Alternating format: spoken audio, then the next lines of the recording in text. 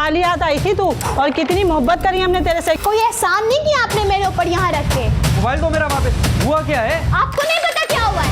तो यहाँ से जाओ। इस घर को आग लगा दूँ। तू क्या आग लगाएगी? मैं तुझे फूंक दूंगी। सास और बहू के दरमियान झगड़ा कोई नई बात नहीं है। सना भी एक घर की बहू थी, लेकिन सास और नंद ने मुबैना तौर पर उसकी जिंदगी अजीरन कर रखी थी। वो दोनों एक ऐसा मुतालबा कर रही थीं जो बहू के लिए नाकाबिले कबूल था। नतीजा ये निकला कि सना का शौहर, सास और नंद एक पार्टी बन गए और सना तन तनहा अजियत झेलती रही। मैं हूं पारस मसरूर और आप देख रहे हैं कोई देखे न देखे, शब्बीर तो देखेगा। शब्बीर ने देखा कि इकरा अपनी माँ के साथ एक मज़ार पर हाजिरी दे रही थी। फिर दोनों माँ बेटियाँ मज़ार से निकली, रक्शे में बैठ गईं। दरवाज़ा बहू ने खोला था। बहू दरवाज़ा खोलकर बगैर दुआ सलाम किए पलट गई, जिस पर इकरा की माँ ने अपनी बेटी की तरफ मानी खेज अंदाज में देखा और ज़ेरे लब बड़बड़ाने लगी। इसका तो दिमाग सातवें आसमान पे रहता है। अरे बेटी रुकना सना। फिर सना की सास ने चेहरे पर मसनूई मुस्कुराहट सजा ली। खाना पका लिया है? जी अम्मा। अच्छा तुम इधर बैठो, मुझे तुमसे कोई ज़रूरी बात करनी है। आओ बैठो।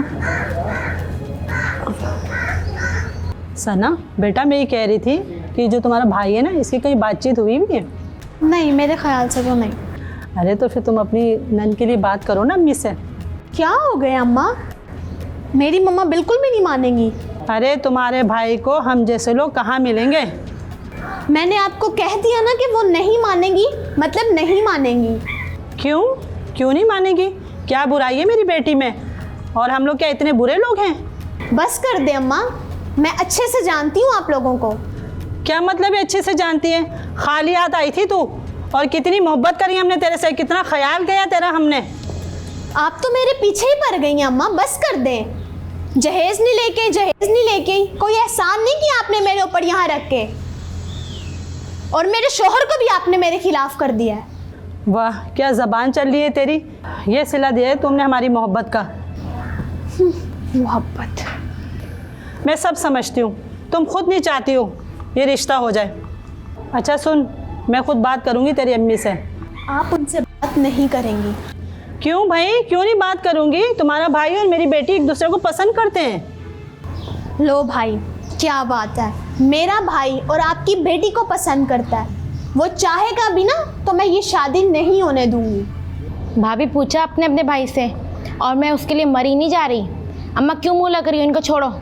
मैं अच्छे से जानती हूँ आप दोनों माँ बेटियाँ मिली हुई हो, और अगर वो चाहेगा भी ना इससे शादी करने के लिए तो मैं शादी नहीं होने दूंगी। ठीक है, आ लेने दे मेरे बेटे मुस्तफ़ा को। आज बात करती हूँ शाम को कि अपनी बीवी को लेकर दफ़ा हो जाए यहाँ से। हाँ, मैं भी नहीं रहना चाहती यहाँ। हाँ जा। सना की सास अपनी बेटी की शादी बहू के भाई से करने के लिए दबाव बढ़ाती जा रही थी, और अब बेटा भी अपनी बीवी से बदगुमान होता जा रहा था। फिर एक दिन जब सना की सास अपनी बहू को बताए बगैर खुद बहू की माँ के पास बेटी का रिश्ता लेके चली गई, तो दोनों सास बहू में शदीद झगड़ा हो गया। शब्बीर ने देखा सना शदीद गुस्से के आलम में अपने कमरे में पहुंची, जहां उसका शौहर मोबाइल फ़ोन देख रहा था। सना ने शौहर का फ़ोन छीन लिया। ये क्या किया है तुमने? पागल हो गई है क्या? मोबाइल दो मेरा वापस। तुम्हें पता है कि तुम्हारी माँ ने क्या हरकत की है? मेरी माँ ने? ये तुम बात कैसे कर रही हो? हुआ क्या है? मेरी शक्ल पे बेवकूफ या जाहिल लिखा हुआ है। आपको नहीं पता क्या हुआ है? नहीं पता ना यार, मोबाइल दो मेरा। ये खातून अपनी बेटी को लेकर मेरे घर पहुंच गई थी अपनी बेटी का रिश्ता लेने के लिए। मैं थप्पड़ मार दूंगा तुम्हें। अगर वो चली भी गई हैं तो कौन सा क़यामत आ गई है? कयामत तो अब आएगी।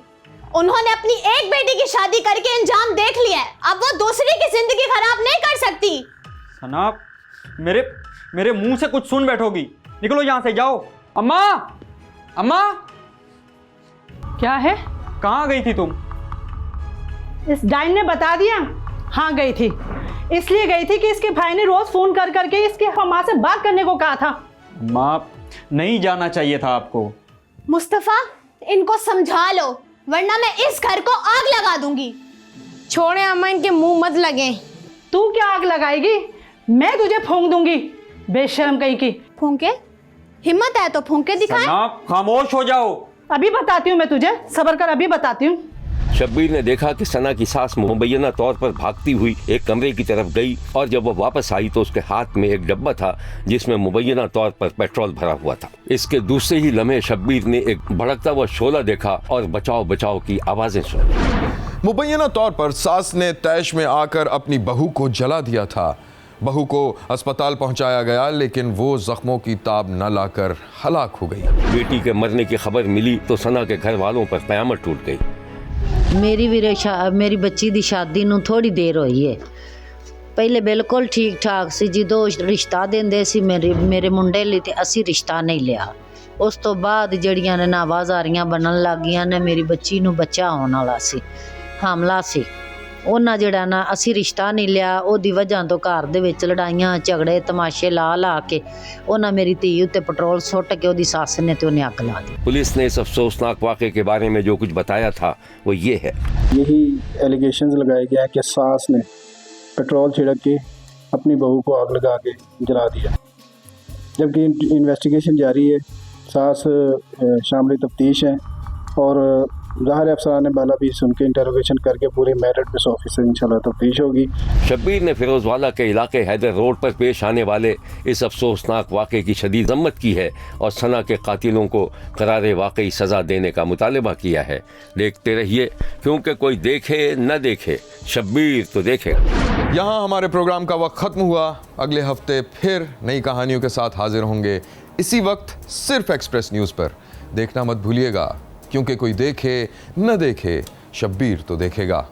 अगर आप भी अपने इर्द गिर्द होने वाले किसी भी गैर मामूली वाक़े से शब्बीर को आगाह करना चाहते हैं तो हमें व्हाट्सएप करें या अपनी वीडियो शेयर करें। शब्बीर 0324 742224 या हमें खत लिखें। शब्बीर तो देखेगा। Express news 5 expressway of Korangi road, Karachi. आपकी इत्तला एक अहम कहानी बन सकती है।